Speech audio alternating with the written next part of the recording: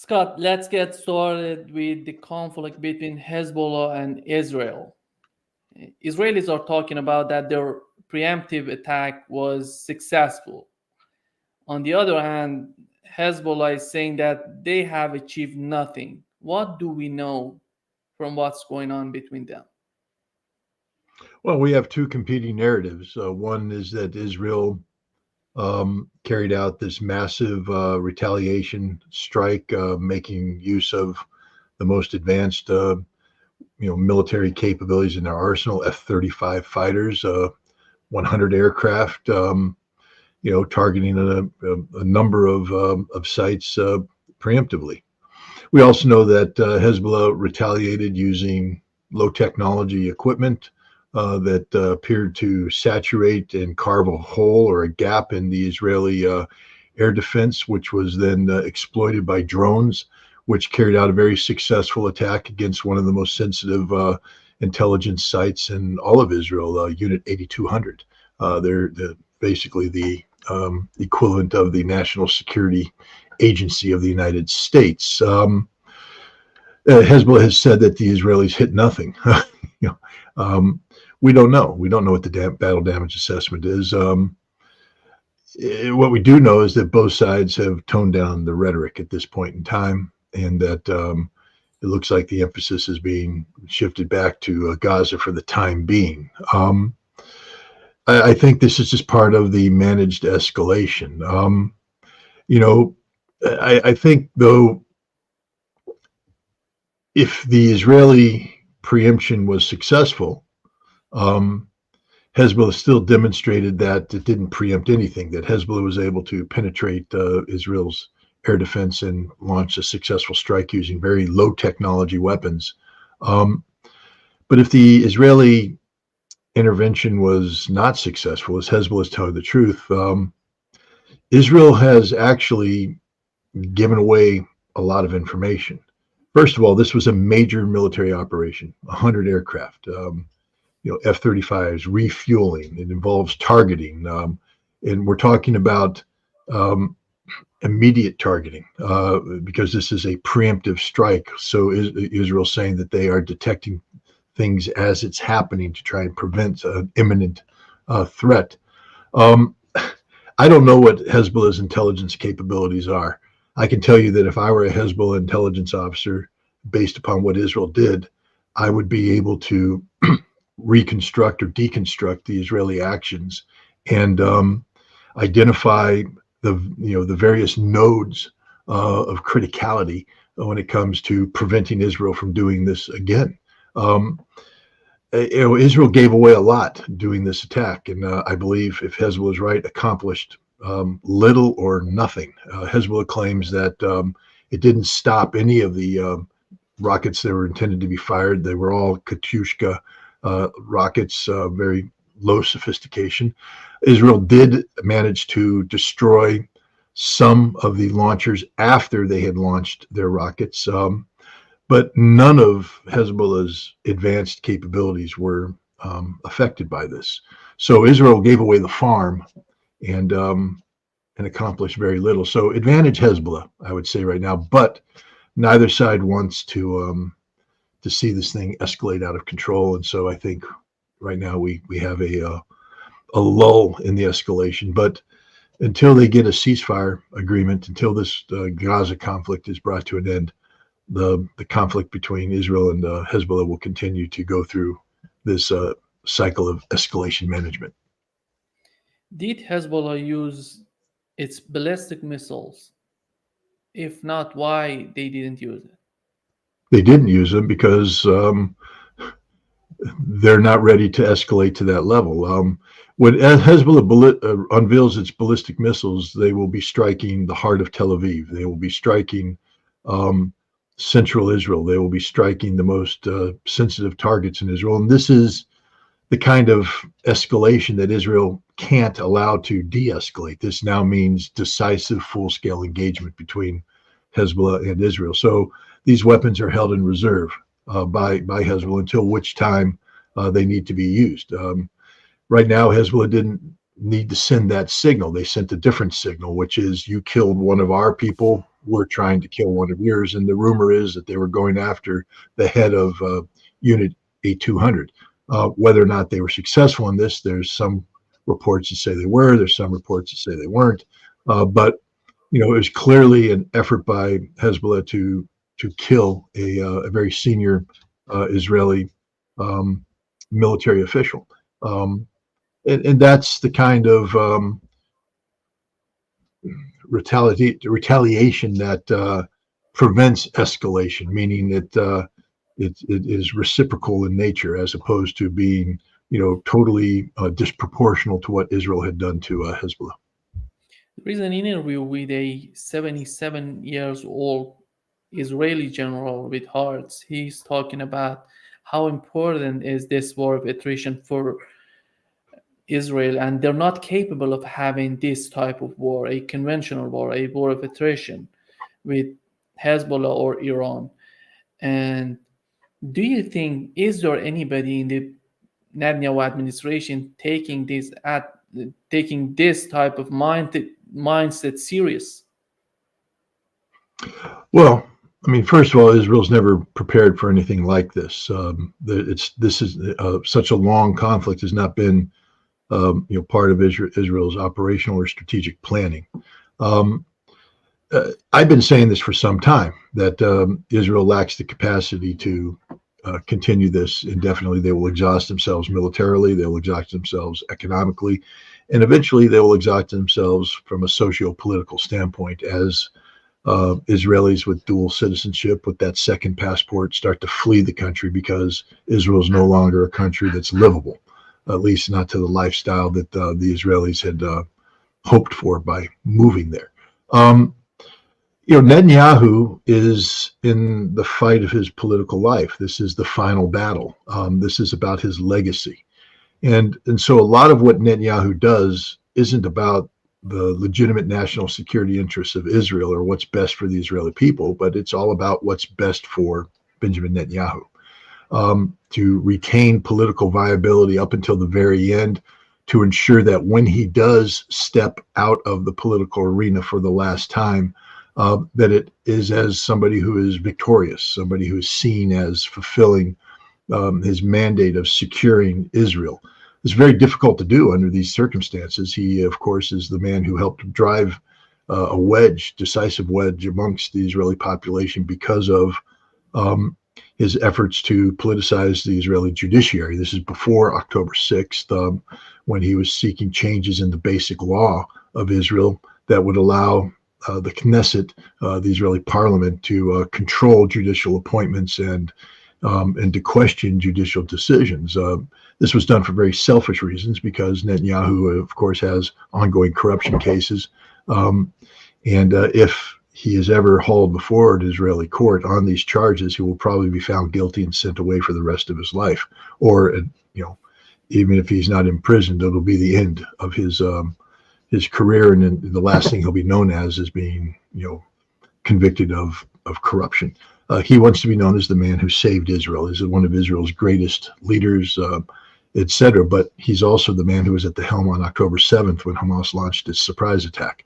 He's also now the man who has been at the helm for the longest war Israel's ever fought, and it's a war that Israel's not winning. And so he is desperate to find some sort of political solution to this problem. And so every decision that's made, I believe, is couched in terms of how does this benefit Benjamin Netanyahu, not in terms of how does this benefit the Israeli people and Israeli security. And we've seen something similar to what we've seen before. When we had an Iranian attack on Israel, we didn't see a lot of pictures coming out of Israel. Right now, they've banned anything, taking picture, videos, sending out. And if this attack that Hezbollah did on Israel was not successful, what they're not letting people take pictures, reporting if something happened, it seems that they were we can say, successful in their attack. I don't know. I'm a guy with experience in what we call battle damage assessment, and one of the things we do when we launch attacks is we want to get imagery of the results so that we can determine whether or not we accomplished what it was we were seeking to accomplish.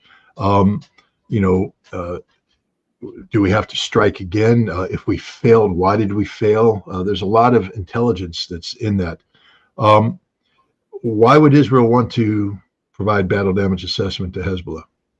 Even if Hezbollah failed, there's invaluable information to be gained by looking at imagery. Why didn't we hit that? Was this about targeting, or was there a defense capability that we weren't aware of? You know, things of that nature. So no, under no circumstance should Israel allow anybody to film anything. They're in an active war right now with Hezbollah. Any imagery is useful to Hezbollah, especially post-strike imagery that talks about the the success or failure of the attack. So, you know, I understand the public's desire to know, but in the case of something like this, there is no need to know on the part of the public, because by releasing the information to the public, you're releasing it to Hezbollah, and Hezbollah will be able to gain some intelligence value from this.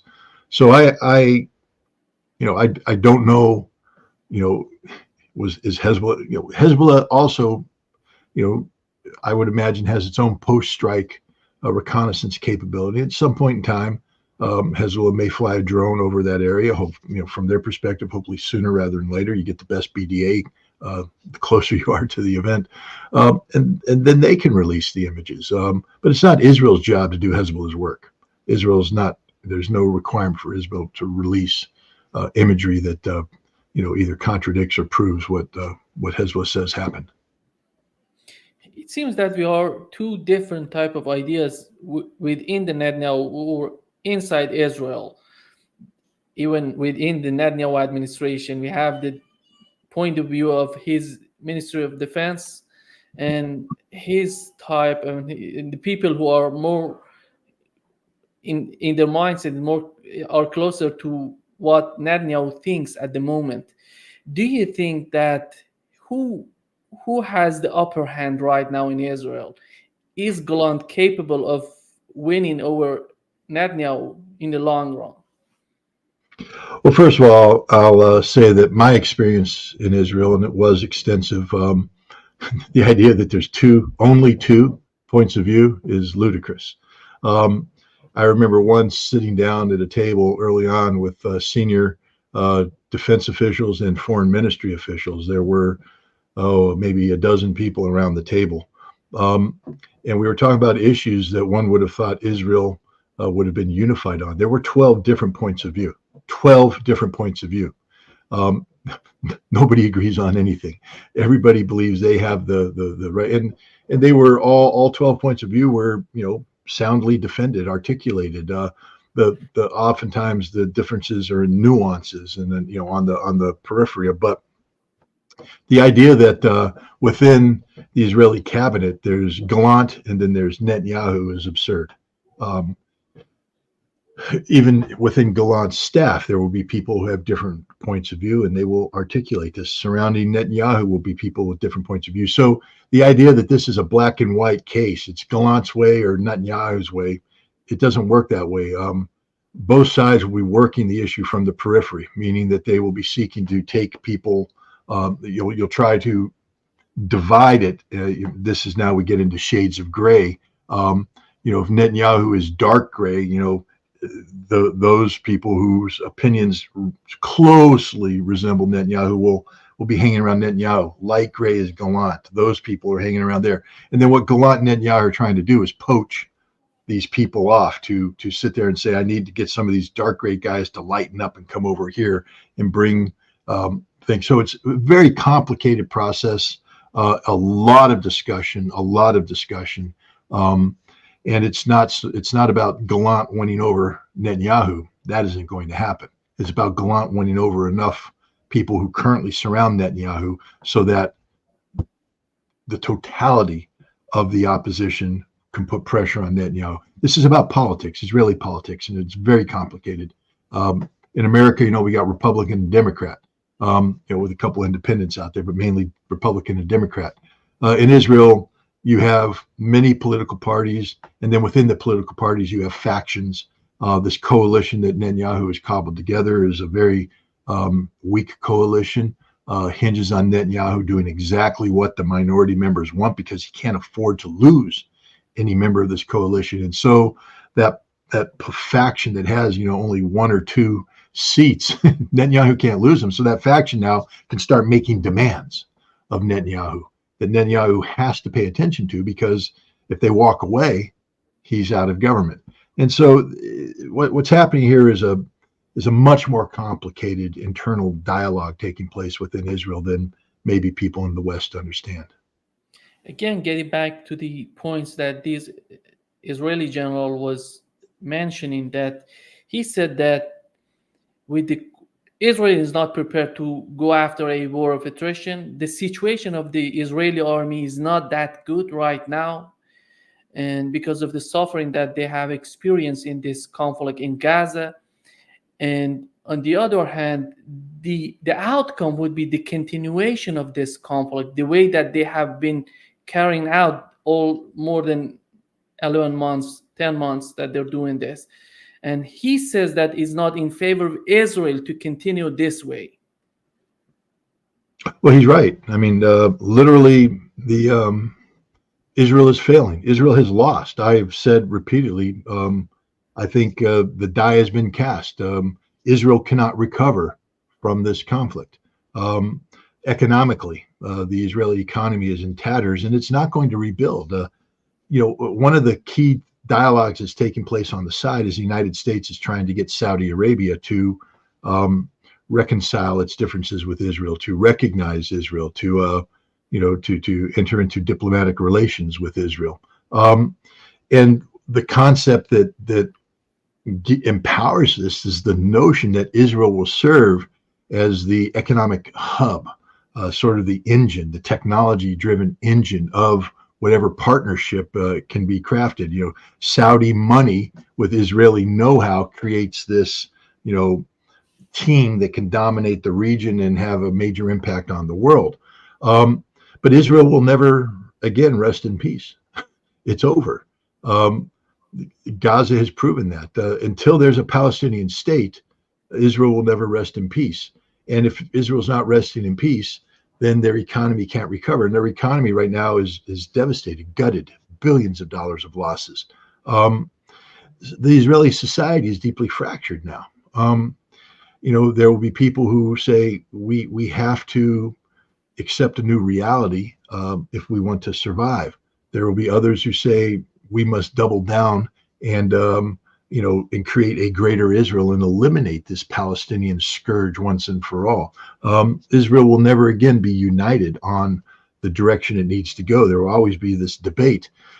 And I think right now, because of the pressure being placed on Israel from around the world, there will be a discussion that leads to the creation of a Palestinian state. And as soon as you have that happen, some important changes have to take place inside of Israel, some of which Israel will never recover from. And one of these is the disenfranchisement of these Brooklyn Jews, I call them, these American Jews who've flown over to Israel to steal land in the West Bank, to murder Palestinians, to create these illegal settlements. These settlements will have to be dismantled.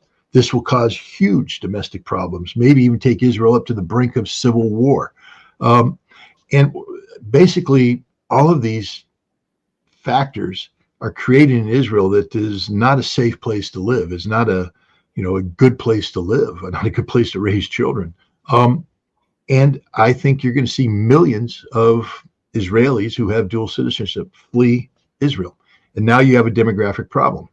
Right now, 9 million Jews, roughly a little bit more than that in terms of non-Jews, Arabs, Muslims, and Christians. But when you start dropping that population, when the number of Jews starts dropping down to 7 million, to 6 million, to 5 million, suddenly Israel stops being viable in terms of its current makeup. And, the concept of a two-state solution yields to the reality of a single-state solution. And I think that's the direction that we're headed. And I don't think there's anything Israel can do to stop this. Now, the question is, does Israel want to do this in a way that minimizes damage to whatever Jewish entity remains in the Holy Land? or do they want to do something that leads to the total destruction of Israel? If Netanyahu and his ilk have this way, they'll lead to the total destruction of what we today call Israel. If saner minds come in and start working diplomatically, I do believe that we can work our way towards a single Palestinian state where Jews, Muslims, Christians can live together in peace and harmony. But it's going to be called Palestine, not Israel. It's not going to be a Jewish state.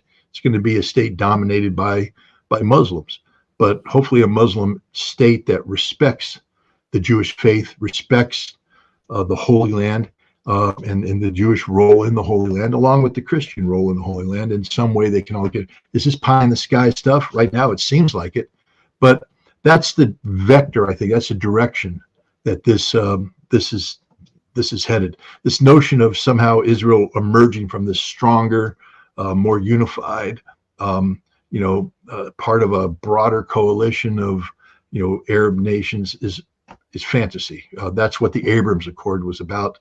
Hamas's attack on October 7th sunk that ship. One of the points that Nasrallah was talking about in his speech was that they were waiting to see if something happens with with those negotiations between Israelis and Gazans. Do you think they're still hoping for have a political settlement between Israelis and Gazans?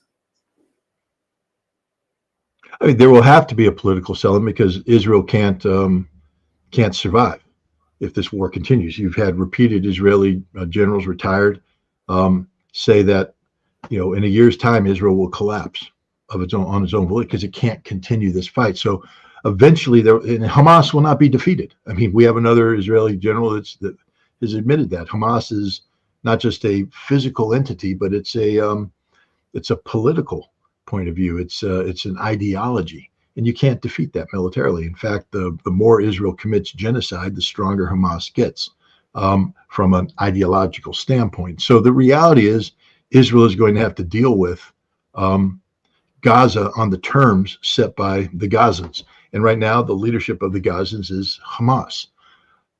There are things being done to try and make such a dialogue possible, which is, for instance, China brought together 14 different Palestinian factions to create some sort of singularity that's inclusive of Hamas and Fatah, so that when Israel is ready for meaningful discussions, that which sits across from it isn't going to be called Hamas.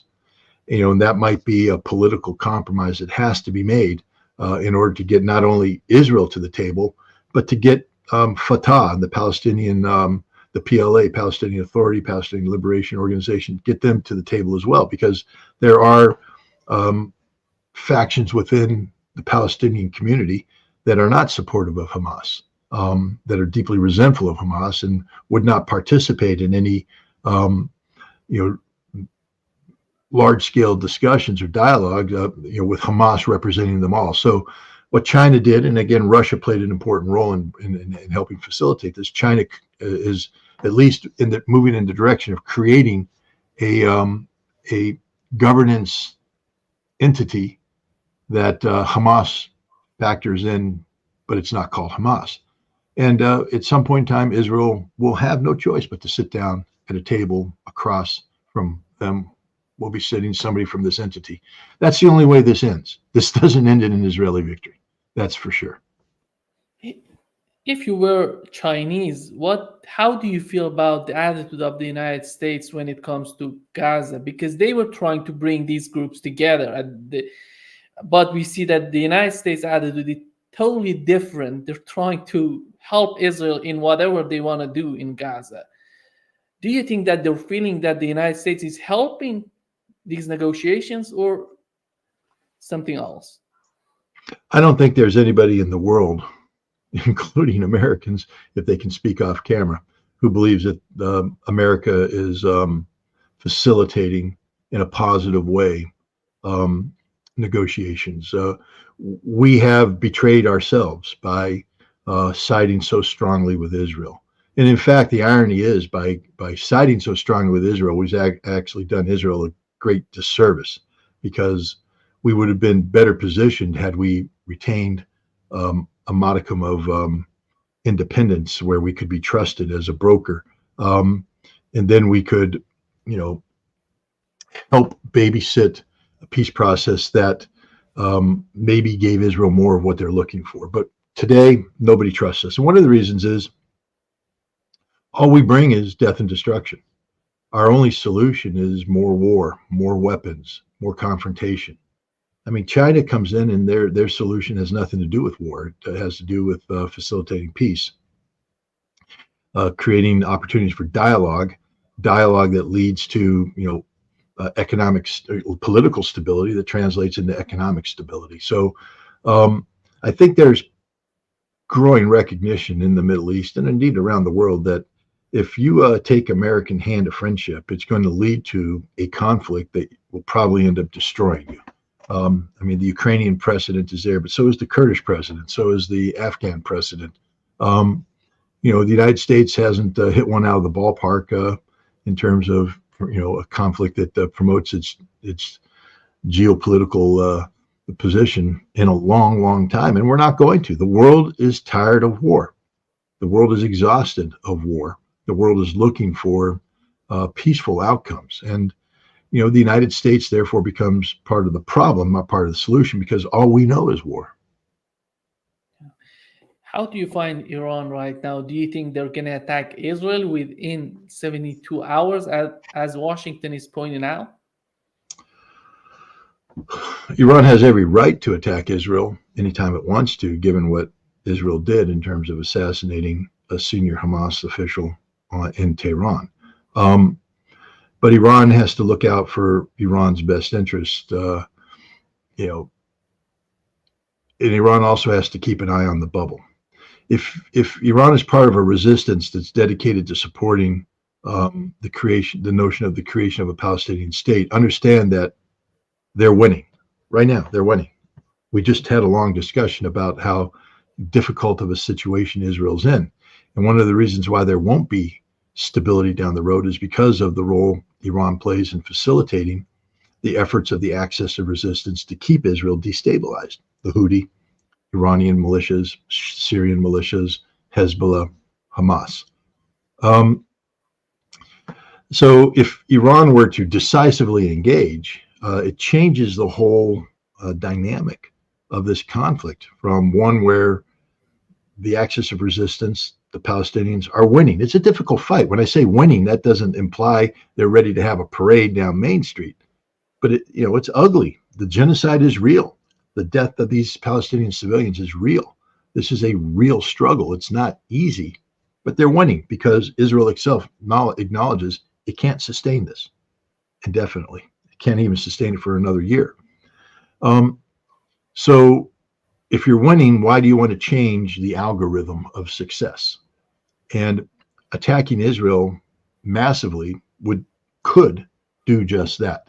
It could trigger a response from Israel that includes the United States participating, something the United States has been hesitant to do. In fact, has said to Israel, we aren't going to participate in an attack against Iran. But if Iran strikes Israel with such ferocity that it threatens the strategic viability of Israel, the United States may have no choice, both from preserving a geopolitical posture in the region, but also from a political perspective, especially if Iran strikes now in the midst of a presidential election. Now Biden is saying, well, gosh, if I join in on this attack, I get involved in another Middle Eastern war. Trump has said that that's all I do. Do I want to empower Trump? If I do this, the economy is going to tank. That's going to hurt Harris. And so now American domestic politics factors into this. So, the Iranians are pretty savvy. They're very savvy people.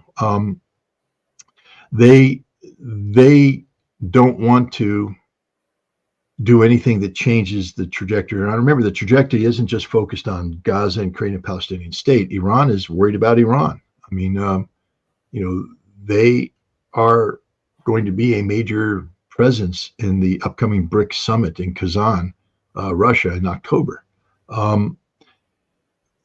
If there's a major Middle Eastern conflict, nations aren't going to attend. The conference will collapse. All the work that Russia's and Iran and everybody else has been doing to promote BRICS, to position it for success, will be undone. And so I don't see Iran willingly falling into that trap. And again, Netanyahu is constrained. He was able to carry out an assassination in Tehran, but he hasn't been able to carry out a massive attack because Israel lacks the capacity to do so without American help. And at this juncture, America is not inclined to help. And so we have a situation where, again, escalation management comes into play. But Iran doesn't want to. Iran's on a good trajectory right now, a good trajectory. They're leading an axis of resistance that's prevailing against Israel, and they're part of this growing multipolar world that challenges American hegemony, the rules-based international order. They're in a very good position. So I don't see too much pressure being placed on the Iranian government to launch a massive strike against Israel at this time. Don't you think that they're trying to make the Iranian role on October 7, the way that Gazans, Palestinians attacked Israel, they're trying to just make it unbelievable? Because right now the Trump team is trying to say that the Biden administration sent the money to Iran. That's why Iranians were capable to provide Gazans with weapons and whatever they need. And they were able to attack Israel. Do you think it's part of this 2024 presidential election? It's something domestic, or they're really believing that Iran was behind all of this, and because of the money that the Biden administration sent to Iran, Iran was capable of doing that?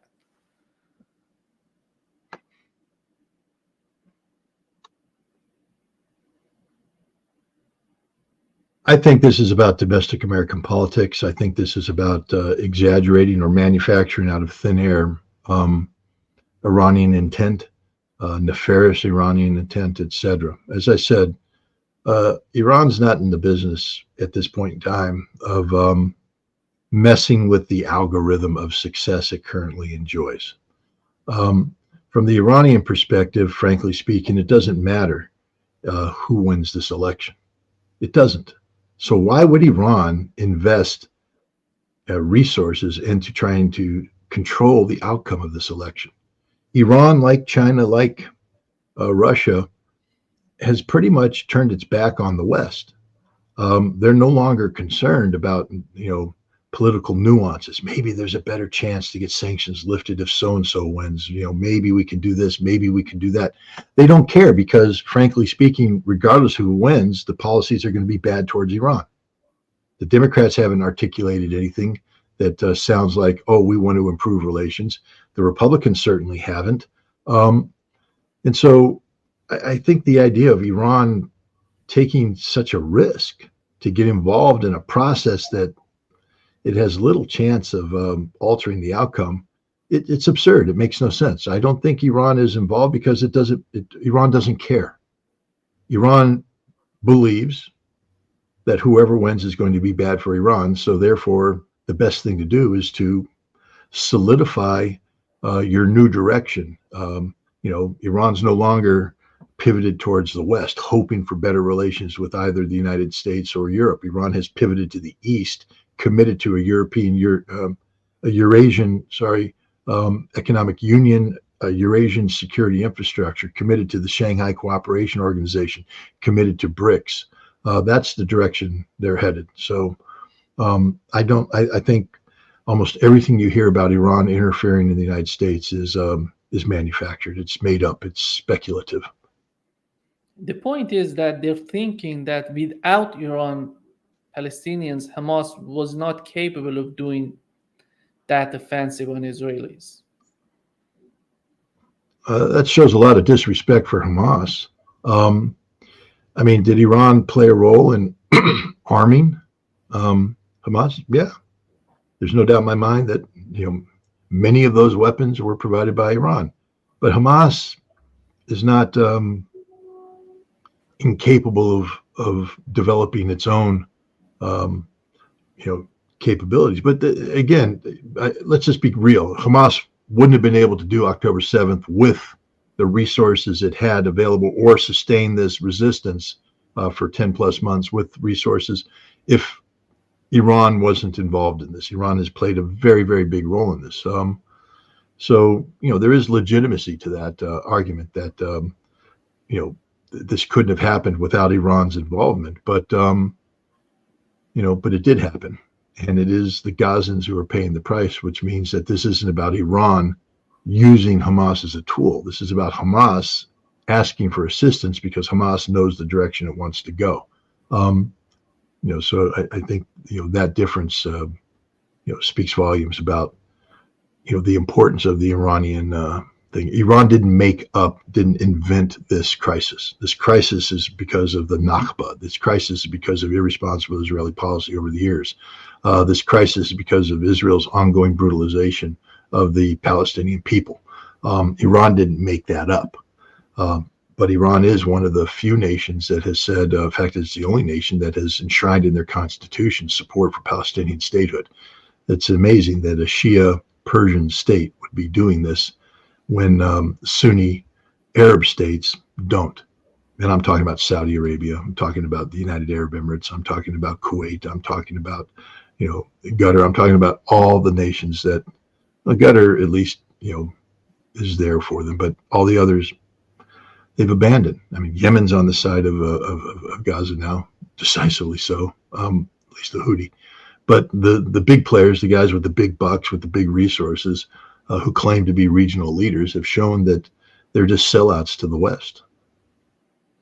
And the other perception on the part of Washington, it seems that they're thinking that Iran is behind Houthis, behind Hezbollah, and Iran can control 100% their behavior. Do you think that has anything to the reality of and the nature of the relationship between Iran and these groups? First of all, the Houthi exist in a historical context that has nothing to do with Iran. In fact, if you want to get down to the particulars of it, going back, the Houthi are practitioners of a version of the Shia faith that many Shia find to be, heretical. I don't want to commit to, so it deals with the numbers of Mahdis, or the emphasis they place on the order of succession from Ali. But the bottom line is they've taken the succession in a different direction than the Twelvers or the mainstream Shia faith that is in place in Iran. And there are many in the Iranian Shia community, and Iran is a heavily religious state governed by a theocracy, who viewed the Houthis as not being of true faith. So the idea that they're the loyal servants of Iran is absurd. But from a geopolitical standpoint, Iran has identified with the Houthi cause because they're pitted against some of Iran's major regional adversaries, Saudi Arabia in particular. So, the Houthi have a very close link with Iran, and their defenses are very much influenced by Iran. But the idea that the Houthi are automatically an extension of Iran and will do whatever Iran dictates, it's more complicated than that. The same thing you can say about Hezbollah. Iran has a relationship with the Shia of Lebanon, especially in the south, Bekaa Valley, south of the Litani River, where Iranian clerics came in to profess the faith. And so, and then there's intermarriages. And so there's just a family related linkage between the Shia of the South and Iran, that then became political when Israel invaded the South. A lot of people don't realize that when Israel went in 1982 and occupied South Lebanon, that the Shia were initially almost supportive of it because they felt that the Palestinian Liberation Organization, and that's the reason why Israel went in, is to purge the PLO, were not acting in their benefit, best interest, or Lebanon's best interest. But then the nature of the Israeli occupation was such that the Shia turned against it, and this created. You had the Amal movement, which is a Shia militia, but then the Amal movement fractured, and you started to see the rise of the influence of Shia clergy, and next thing you know, you have this entity created called Hezbollah, which is supported by Iran, not so much officially early on, but because of family. People were coming over because of intermarriages, and then because this is happening in the midst of not only an Iranian revolution, which is all consuming, but also the Iran-Iraq war. So Iran has a lot of things holding its attention here at home, and it's not like they're saying, oh, and we have so many resources that we can spin off down to Lebanon. So a lot of what happened because of family relations and things of that nature. But then it gradually grew into Iran providing support for Hezbollah, and there's been very close linkage between the two of them. But again, Hassan Nasrallah doesn't work for Iran. I mean, he, from a theocratic standpoint, yes, he is a believer in Vilayat-e Faqih, the supreme jurisprudence of the supreme leader. And from a religious standpoint, yes, that is true. But what influences Hassan Nasrallah isn't domestic Iranian politics, but domestic Lebanese politics. And so, the idea that he is just an absolute soldier of Iran, will do whatever Iran wants him to do when Iran wants him to do it, is again an exaggeration. There's definitely a linkage there. There's definitely influence, but there's a reality, a domestic Lebanese reality that has to be factored into everything Hezbollah does today, and that means that Hezbollah is politically independent of Iran. They're allied with, but politically independent of. Shifting the gear to the conflict in Ukraine, it seems that we have the same kind of issue as we have in Israel between the defense minister and Netanyahu, and in Ukraine between Zelensky and Sersky. Do we know if Sersky was agreeing with the concept of offensive on the Kursk region? Well, I mean, again, when you say "do we know," that implies absolute knowledge, and I don't have it. I don't think you have it. I don't think anybody has it. What we can ascertain is that there has been some stress between the office of the presidency and Sersky on where to place priorities. As was the case with Zaluzhny prior, the man who commanded Ukrainian army prior. Zelensky is very concerned about the politics of this conflict in terms of keeping the money flowing into Ukraine, keeping the weapons flowing into Ukraine. And so he oftentimes seems to be looking for military operations that promote the theory as opposed to the reality of Ukrainian, the viability of Ukraine's continued resistance, etc. And so this is why you got the battle for Bakhmut. This is why you got the 2023 counteroffensive. This is why we got the Battle of Avdiivka. And this is why we got Kursk. Zelensky's looking for the gesture. But every single one of those battles that I described, including Kursk, resulted in a strategic debacle for the Ukrainians, an absolute debacle. And Kursk will end up being a debacle for Ukraine as well. Sersky is trying to stabilize the front. He is desperately trying to come up with a military solution to the problem of Russian dominance. Right now, Russia, is winning the war of attrition. Ukraine is exhausted by this. They can't rotate in new troops. There are no new troops to rotate in. And Sersky was, I believe, hoping to build up the strategic reserve so that it could be brought down to stabilize the front. There was rumors that Ukraine was going to be launching some sort of major offensive in the Zaporizhia area using these resources. But I don't think Zelensky was thrilled about repeating 2023 and 2024, meaning sending down your best units and then running up against Russian defenses that would slaughter you.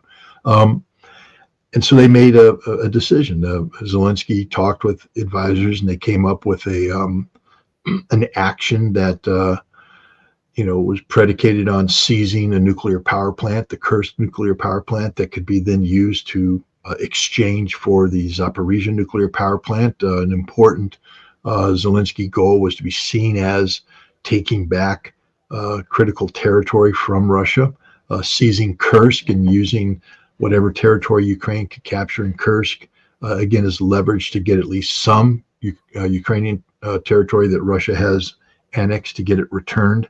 And lastly, to put Russia in a very difficult military position where they would have to divert resources away from the Donetsk fighting, where Russia is on a roll right now.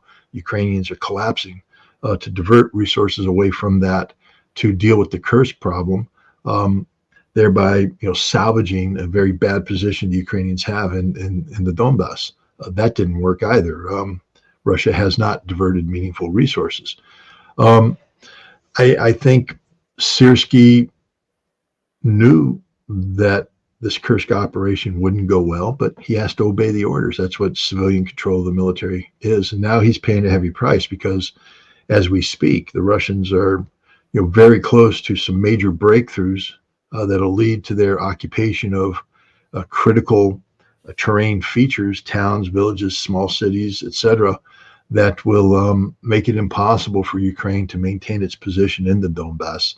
And there are many people now talking openly about the Ukrainians having to be compelled in the coming weeks to withdraw to the west bank of the Dnieper River because they're not able to maintain their defenses on the west bank. Can we speculate on the number of forces that Ukrainians have used for this offensive? 12,000, 14,000, something like this? I think the Russians have said that up to units from, I think it's 18 different units, brigades, battalions, regiments, etc., were involved in this. And now we know that the Ukrainians have pulled a couple brigades out of the Kherson and Zaporizhia area to come up and reinforce. They've pulled some units out of the Kharkov front to reinforce. And so I think, now we you're looking at, somewhere between 10 and 20,000 troops being committed to this, but not necessarily in Kursk. In Kursk, the belief is that the maximum number of troops that penetrated were around 10,000. And today they've suffered around 6,000 casualties, which means they have 4,000 left. They're trying to get reinforcements in, but these brigades that are brought in aren't getting out of the train station oftentimes before the Russians hit them. They're being destroyed in their assembly areas, equipment. And so in the what we'll call the Sumy direction, the Sumy Kursk direction, there may be between 20 and 30,000 Ukrainian troops, but they're not able to maneuver into the zone because of Russian air power, artillery interdiction, and ground forces now that are increasingly taking control of the battlefield. So I think the number of people who actually crossed into the border was around 10,000, plus or minus a few, and the majority of those have become casualties. And IAEA Chief Grossi is talking about the risk of nuclear incident in the Kursk region. What's the problem there in your opinion? What's the risk he's talking about? Abdel-Adonov? Yeah, IAEA Chief Grossi is talking about there is risk of nuclear incident in the Kursk region. Kursk is the Kursk nuclear power plant is an active nuclear power plant, unlike the Zaporizhia plant, which has been cooled down. If you attack Kursk, if you strike, safety infrastructure, you could potentially create, the potential for a Chernobyl-type meltdown, which would be catastrophic. So that's what he's talking about. The Russians, though, have the plant very well protected. But you know, if he's going to make that statement, though, then he has to say that the reason why there's going to be this potential is because of Ukraine and exclusively Ukraine, and he can't say that. He can't acknowledge that it's Ukraine's fault. He's just speaking of of the conditions that exist that could lead to the potential of this. This is part of the strategy of the IAEA and the Europeans in general to create the notion of an emergency that requires European intervention to achieve stability. But it's a narrative that's falling on deaf ears inside Russia. Russia's just not going to allow what? Europe to come in to protect the cursed nuclear power plant. What Russia's going to insist on is that Europe tell Ukraine to leave Kursk and to surrender, that the war is over, that it can't be won. But yeah, I think that's it. And we had Modi's visit to Kiev, and he was talking about the negotiations and peace talks. And today we've learned that he was talking with Putin as well. Do we know what India is trying to do? And he is trying to be relevant in the world stage. It's a major player. It has some leverage in this conflict because of BRICS. Russia has a long history of relations with India, and so India, operates an independent foreign policy. And so one of the things India would like to do is bring about stability, regional and global stability, by bringing it into this conflict. So of course India comes in with a peace, the concept of the potential of a peace plan. And Russia has always said that it will not close the door on any legitimate discussion about peace. But the door is shut. Modi did visit Kiev, but Ukraine invaded Kursk, and that changed the entire outcome. Russia's just not in the mood, but Russia's not going to slam the door on Modi. Putin will listen to anything anybody has to say, but then Putin will, inform them of the realities, and that if the peace plan doesn't deal with the realities, then there is no peace plan. How do you, because the head of Russian intelligence talking about that there is no possibility of having any sort of peace talks with Kiev. And with this attack, do you think that, if you remember those preconditions of Putin before the summit in Switzerland, do you think Russia is achieving those preconditions without having any sort of negotiations? Absolutely. Demilitarization is taking place as we speak. The Ukrainians are suffering horrific casualties, not only in Kursk, but in the Donbass. They're running out of troops. They're running out of equipment. That is literally the definition of demilitarization. And I think now Russia has made strategic decisions regarding how this conflict ends and what Ukraine looks like when this conflict ends. And I think that the probability of Russia insisting that Odessa become Russia, Mykolaiv becomes Russia, Dnipropetrovsk becomes Russia, Kharkov becomes Russia, and now Sumy becomes Russia, these are real probabilities that will forever change the map of Ukraine and the relevance of Ukraine going forward. This is the direction we're heading. The day of sitting down and coming up with a modification of the Istanbul Communique of April 2022, which is what Putin's plan was in June, those days are finished. Russia's not going to ever do that. When this war ends, Ukraine will be demilitarized, or Ukraine will be denazified. It'll be the end of the Banderist movement, the end of the ultra-Ukrainian nationalist movements, and Ukraine will be neutral. There won't be any NATO forces in Ukraine, and Ukraine will not be entertaining the possibility of joining NATO. I think these are the three things that Putin insists on, and I think these are the realities now that Ukraine has to adapt to if they want to bring this war to an end any other way than unconditional surrender. But Zelensky says he's not ready to talk about these things, these changes that are happening. And I wonder when he's going to be ready to talk, because Ukraine is losing more and more. I mean, at some point in time, people just are going to have to turn him off. And I think that's the direction people are heading. Nobody cares what he thinks anymore. He's become irrelevant. He can't, move the needle anymore on the geopolitical stage. He isn't the Winston Churchill. He's just a joke. He's a failed comedian. Everybody recognizes this. He's a man who 100% supports his masters. I mean, if you think about the insanity of what he's doing now, presenting the United States with a list of targets that he wants the United States to approve so that he can strike Russia is part of a larger plan for victory that includes Kursk, includes the invasion of Russia by Ukraine, and it requires the United States to dramatically change. I mean, this man lives in fantasy land. This man is insane, and his insanity is going to sadly result in the destruction of Ukraine. There are many Russians right now who have said that the goal of Russia now is to fix the error of Lenin.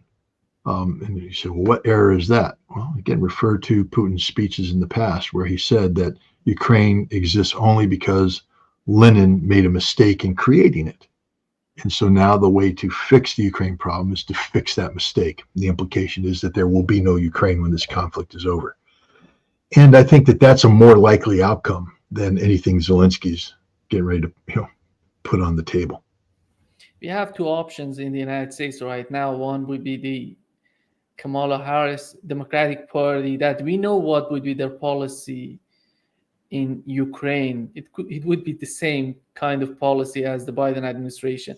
But when it comes to the Trump and his mindset, recently J.D. Vance had an interview with Bill O'Reilly. He said that Europeans should focus on Ukraine, but while the United States priority is China. Do they really think that Europe alone can help Ukraine continue in this conflict with Russia while they're focusing on China and maybe new sort of escalations between the United States and China? I don't know. What I do know is this, that if Harris wins, she's going to have to put together a completely new foreign policy and national security team. Tony Blinken will not be part of this. Anthony Sullivan will not be part of this. Jake Sullivan, nobody will be. They're bringing in completely new thinkers. And why is this important? Because when she's sworn in, these people are going to be understand that the reality that we see today during this campaign season, where you have candidates responding to breaking news, is not the reality that will be in existence in January when President Harris could be sworn in. It'll be a completely different reality that her new people are going to have to deal with. It's one thing to sit here and articulate, crowd-pleasing rhetoric, back Ukraine, stand up to Russia. It's another thing to be sitting at the White House with Europe saying, we're done. Germany saying, we're broke, we can't do anymore. France going through a political crisis. Who knows if Macron will even be the president then?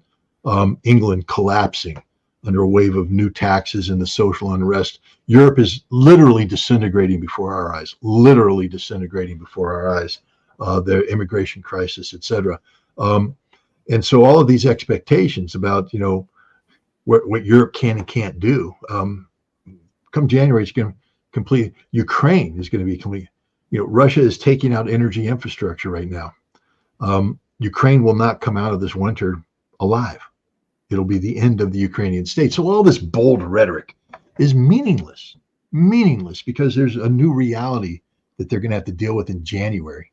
And that reality is going to include a strengthened and emboldened Russia.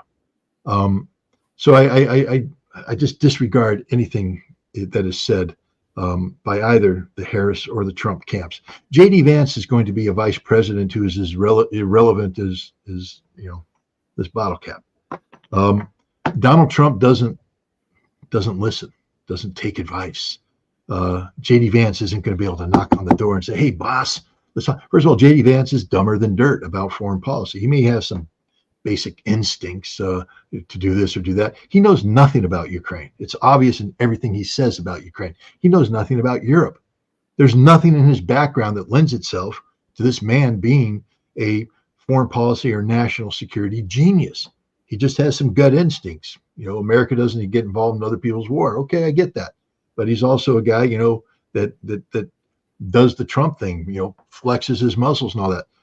Whatever J.D. Vance knows or doesn't know, says or doesn't say, as I said, come January, it's going to be irrelevant because there's a new reality in town. And Donald Trump's going to have to deal with that reality.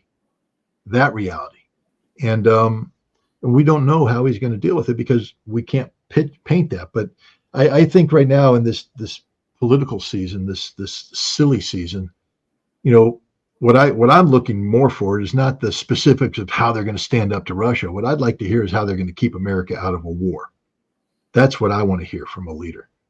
How are they going to prevent a nuclear war with Russia, with China? How are they going to bring about an end to this conflict? It's not about Ukraine winning. The conflict will end with Ukraine's defeat. How do you manage that defeat so it mitigates against ongoing, negative consequences? How do we restore Europe? Are we going to need to open up the spigots of cheap Russian gas to come back to Europe, to allow Europe to rejuvenate, because expensive American LNG isn't the option? Can the United States, how do we handle what could be the collapse of NATO, the collapse of the European Union? What is our plan? How do we do this in a way that we don't lose Europe in the process? These are the discussions that need to be had. Instead of talking about how some America is going to somehow retain its role as a global militaristic leader who is going to flex its muscles and people are going to poop their pants. That's fantasy. That's never going to happen again. Do we see unity in the European Union right now? Because even in the western part of Europe, you see the Czech president saying that the Nord Stream pipeline was a legitimate target, and right after that, the German government said, no, that wasn't the case. You cannot say that. How do you see the difference between Olaf Scholz and Macron? The differences between the western part and the eastern part of Europe? How do you see, without the pressure coming from the United States, is Europe willing to continue this conflict in Ukraine or not? It doesn't matter if they're willing to. They don't have the ability to. So the question's already been answered. I mean, Germany, you got your great German generals, a concept that doesn't exist today. But these bold leaders who have led massive armies into great success around the world. No, they haven't. Talking about, we need to retool and reconfigure to be ready to fight Russia in 5 years. Okay, with what?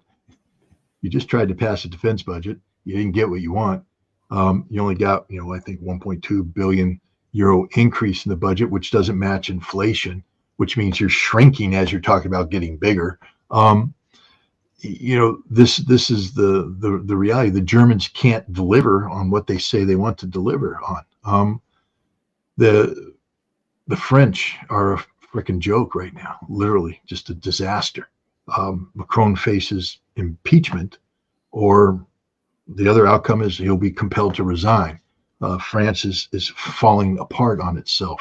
There used to be a debate within the European Union that sort of broke down into what we call the Berlin School and the Parisian School. This is economic theory. I'm not an economist. But the Germans have, sort of, traditional banker, conservative monetary policies. And the German mark is the heart of the euro. I mean, it's the German economy and the strength of the mark that made the transition to the euro possible.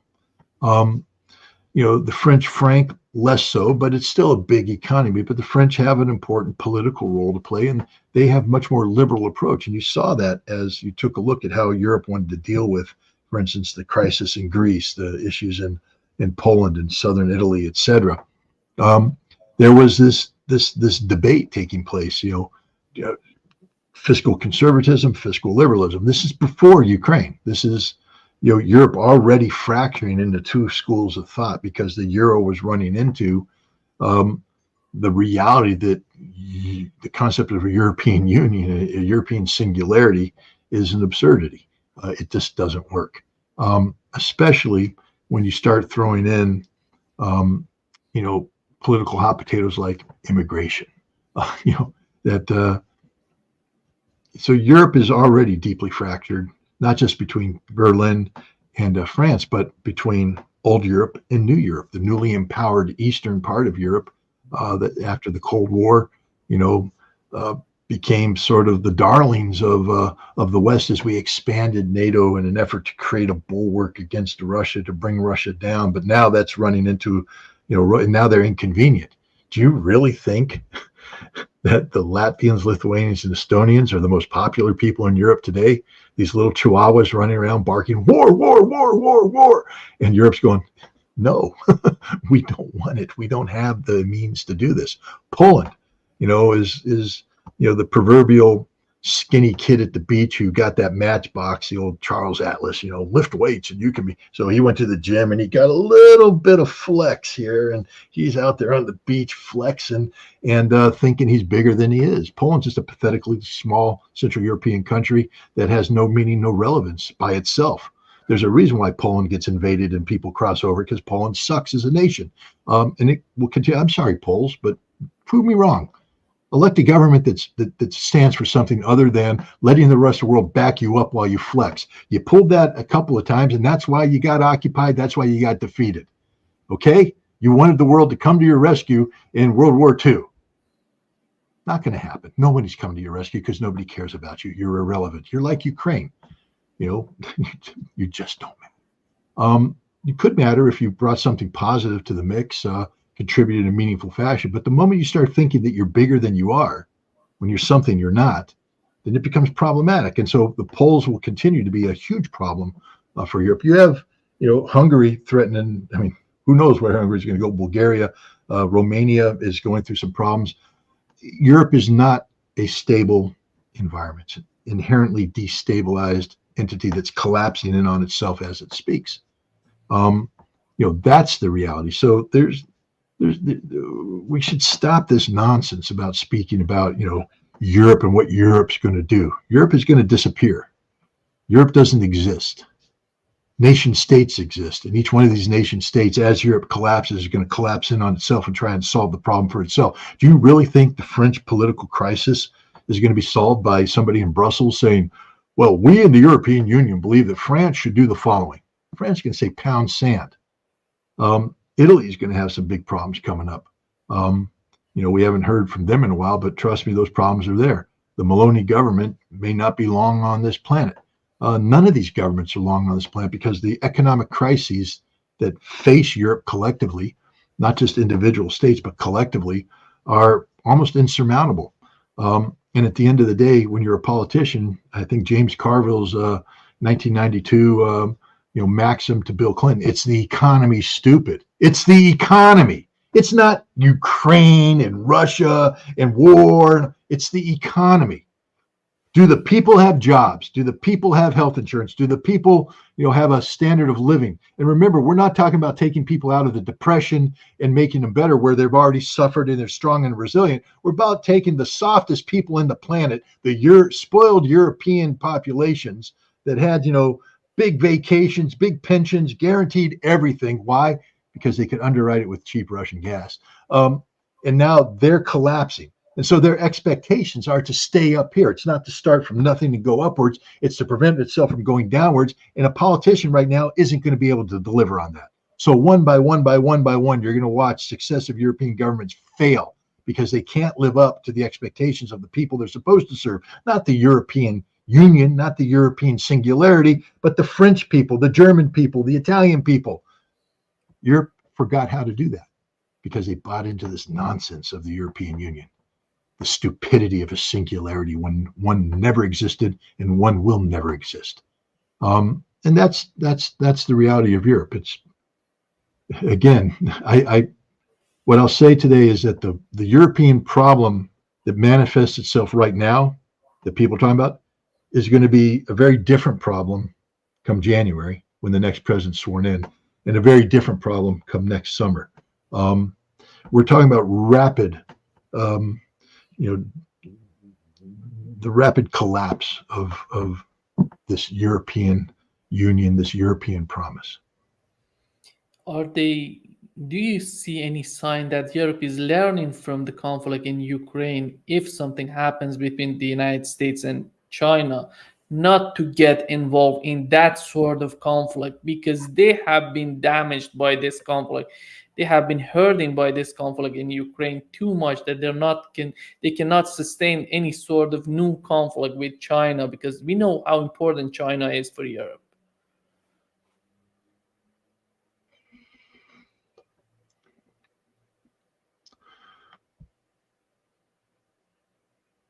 I don't think, look, when you're, of course, everybody knows China's important for Europe.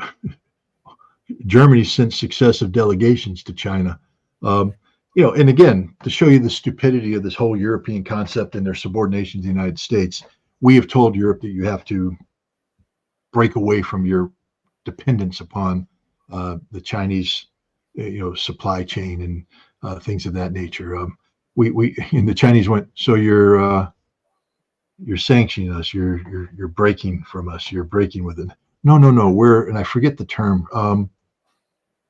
We're de-risking instead of delinking. We're de-risking. What that means is reducing the risks that are entailed by too much dependence upon Chinese, economic change. But Scholz went over there with the head of, I think, VW and maybe some other German automobile makers, and Scholz and his people, Baerbock and others are like, we're going to de-risk. And the Chinese are like, all right, if you insist. I mean, okay, if you want to.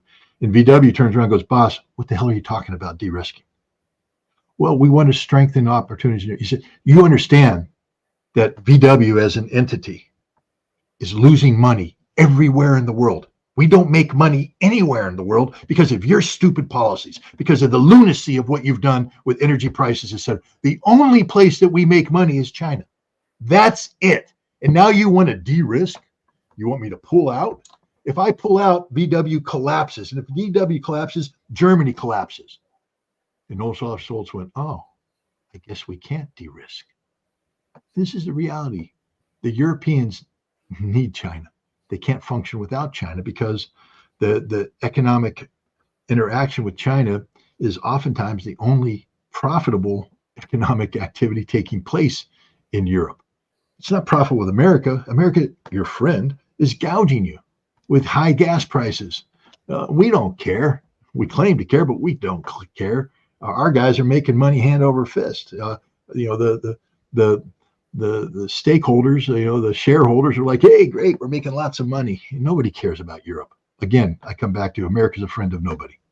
America's a friend only to itself. And even then, we're not necessarily, friendly to ourselves, because if you're Republican, you hate a Democrat, Democrat, you hate a Republican, etc. But this is, of course, we're oversimplifying this problem, but I'm talking about trends. The trend is Europe can't live without China. China can definitely live without Europe. And that's why people have to understand the importance of what's happening with BRICS. If BRICS ever solidifies as a G7 equivalent in the global South, what you have is a self-sustaining economic universe that Europe and America don't play a part of. And therefore we've become irrelevant. And then we get to trade with one another, but not, there's so much economic potential in the Eurasian landmass. If India and China and Russia ever fully start cooperating, that right there is game, set, match. And if BRICS happens in Kazan, the big three will be sitting at the same table. Vladimir Putin, Modi, Xi Jinping. Boom! They own the world. They're the controllers. There's the masters of the universe. Well, they're not the master of America. America doesn't matter anymore. America doesn't matter. We've made ourselves irrelevant. We can't afford. I mean, we just sent, all these aircraft carriers and ships off to the Persian Gulf to, influence the region. We can't afford that, by the way. It wasn't budgeted. So we have to steal money from the rest of the military to pay for that. That's all right. That's what we'll do.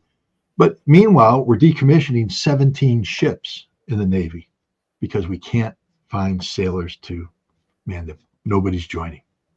Nobody's joining the Army. We already had to shrink the Army. Marine Corps is doing okay because, the few, the proud, and the propaganda machine works and people go to the Marine Corps. But, the Air Force is shrinking. Everything's shrinking. Why? Nobody wants to be part of this military machine anymore. People are looking around the world saying, no, it's forever war overseas doing other people's business. We want to be home making money, living the good life, living the dream. And that's the reality, is that we are positioning ourselves for, potential conflict around the world, but we're going to need others to be our proxies. Australia. I mean, the Australians are really the dumbest people on the planet. Why would you enter into a relationship with the United States that allowed your nation to be turned into an American aircraft carrier, which all that means is that China's going to sink you with nuclear weapons if there's ever a war? Why would you do that? Allow the United States, we now have 2,400 Marines there. We're talking about permanently stationed 16,000 Marines. We're talking about bringing in brigades of U.S. Army to do what? A resumption of the island campaign of World War II to drive the Chinese out of the South Pacific, out of the South China Sea. Why would the Philippines embark on this operation with America? Because let me tell you what happens when a push comes to shove. America will not be there for you. We're going to get you into a bind, whether your name is Australia or the Philippines, and then we're going to run. We're going to fall back, and you're going to be left holding the bag, paying the price. Checks on the table, we're gone with our credit card, and you got to pay the price. This is what's going to happen. Instead of relying upon diplomacy and talking and working things out in an equitable fashion, the United States only knows one thing: military intervention, military intervention. We only have one tool: weapons. So we flood weapons to Australia, we flood weapons to Philippines, and then it leads to a conflict that we can't sustain. There's all this talk about Taiwan. Let's just be clear. The United States cannot fight a war in Taiwan. Cannot do it. There, said it. Which means that if we are going to engage with the Chinese decisively over Taiwan, we either accept the inevitability of a humiliating defeat or we go nuclear. And now there will probably some that I don't know if you're going to bring it up, but you see, we've provoked the Chinese because what we've said is if it goes nuclear, of course, we got 1,400 some odd nuclear weapons deployed. We're ready to use them at any time. We have a range of options. Our nuclear employment plan gives us the ability to go low, high, heavy. We could even preempt China right now and take out their 400 nukes, and that's not a problem. The Chinese went, oh yeah, you're right. So we're going to build 360 missile silos. And we're not going to put all of the DF-41s in there, but let's say we put 100 in there. So you don't know which ones they're in. They're all over China, but each DF-41 is going to have 10 nuclear warheads capable of delivering 10,000 miles to anywhere in the United States. We build 100 of these missiles. That's 1,000 warheads, dingbat. Now you want to play nuclear war with us? You want to do that, America? And Biden just woke up, signed a new nuclear employment plan that has to factor this in, which doesn't make the world safer. It makes the world more dangerous. Where's arms control of all this? Nobody's talking about arms control. So we are in an arms race with China right now. The last nuclear treaty with Russia expires in February 26, and then we will enter into a new arms race there. Ladies and gentlemen, save up your money and go on vacation this summer. Maybe you might get one in next summer, but that's it. Then you're going to die. That's the direction we're headed. This is the reality. A nuclear arms race in a world where the American empire is not the force of stability, but rather the force of instability, that as we collapse, we create more and more crises because we are the military industrial complex. The only way our economy continues to thrive is by making sure defense industry being fed contract after contract, but those contracts require conflict. And so we promote conflict, contract, money, nuclear war, we all die. That's where we're headed right now. New York Times reported that Jake Sullivan going to be in China trying to convince. Can you hear me? Yeah. New York Times reported that Jake Sullivan going to be in China trying to convince Chinese again not to help Russia. And do you think that he's going to put a new kind of pressure on Chinese? I don't know what he's going to do, but so far we haven't seen that China going to agree with the United States on putting pressure on not helping Russia. Why is he thinking that this time he's able to change the mind of Chinese? Well, let's just think about this logically. It's September, or it's almost September. The election will be in November. A new president will be sworn in January. No matter who wins the election, Jake Sullivan's out of government.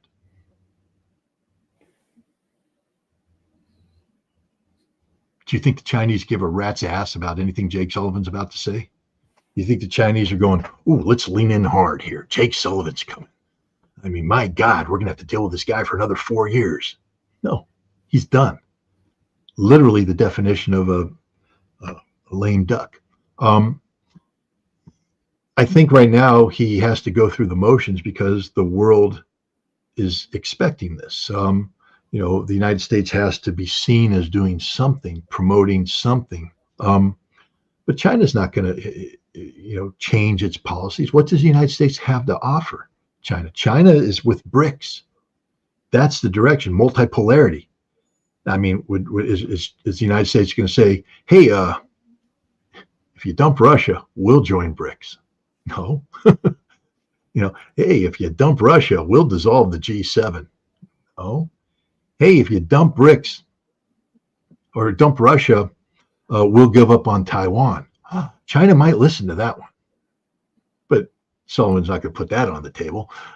This is stupidity. What is Jake Sullivan going to bring to the table? Not a damn thing. Let's go back to the start of the Biden administration, a meeting that took place between Sullivan, Blinken, and their Chinese counterparts, where the United States started off by trying to lecture the Chinese, and they were shut down immediately. And the Chinese said, this ain't your daddy's China-U.S. relationship. This is a new one. We are not inferior to you. In many ways, we are superior to you, and we will never again be lectured by you about anything. And that's the reality. So, what's Jake Sullivan going to do? Go over there with what? First of all, he's the national security advisor. Okay. He's not a policy maker. He's a policy implementer. So normally if the national security advisor is going to take a lead, that means that there's been an interagency decision. But there's never an interagency decision made in a news vacuum, because everybody wants to pick up the phone and, be the person that was responsible for the headline story. So this is an act of desperation. This is a literal act of desperation by Jake Sullivan. It's going to go nowhere. Yeah. Just to wrap up this session, Scott, when we talk about BRICS, right now we know Azerbaijan and Palestine are asking to be part of BRICS. And how BRICS can help Palestine, in your opinion? If Azerbaijan finally gets into this organization, and how BRICS can put pressure on Azerbaijan. We know that Azerbaijan is so important in providing oil to Israel. And is that possible that through Azerbaijan, BRICS just put some sort of pressure on Israel? Is that possible? Or well, I think you missed the whole purpose of BRICS, because what you're describing is what the United States does and its allies. And BRICS has said that's not us. We're a consensus organization. We don't put pressure on anybody. We come up with a decision that people buy into. We have discussions. But what BRICS is going to now sanction Azerbaijan? Hey, join our organization so we can sanction you. No, that's not how it works. What happens is Azerbaijan comes in and people say, hey, Gaza's a problem. Everybody goes, yep, Gaza's a problem. We need to come up with a solution. Yep. How do we work together to get this solution done? And then they work out that. But we really need to stop thinking like America thinks. BRICS will not be a sanctioning body. They're not going to sanction. BRICS will be a body that promises growth, not war, and promises cohesion and unity, not separation and isolation. What can Palestine expect from this? One, if they're part of BRICS in one way or another, the economic potential of BRICS to help rebuild Palestine. I think that's a very big thing. And that's where China comes into play. That's where all of the BRICS nations comes into play. But the idea that that Azerbaijan's being lured into BRICS so that Russia and China can put pressure on it, that's American thinking. That's not how BRICS operates. BRICS is a consensus-driven organization that will not. It's just not going to. That's how America defeated itself. I mean, my God, if we hadn't sanctioned the world, we'd still be the most influential economic power in the world today, where people actually look to us and say, oh, a relationship with America is economically beneficial. Now people are fearful. We have an economic relation with America, but we don't have independent foreign policy anymore, because if we ever do something we think is good for us, America will sanction us. And so therefore, it's not good to be closely tied to America. It's not good to be dependent upon the dollar. This is why there's a drive for de-dollarization, alternative forms of international payment. The United States has destroyed itself through this tool of sanctioning. Why would BRICS ever follow that pattern of behavior? Yeah. Thank you so much, Scott, for being with us today. Great pleasure as always. Well, thanks for having me.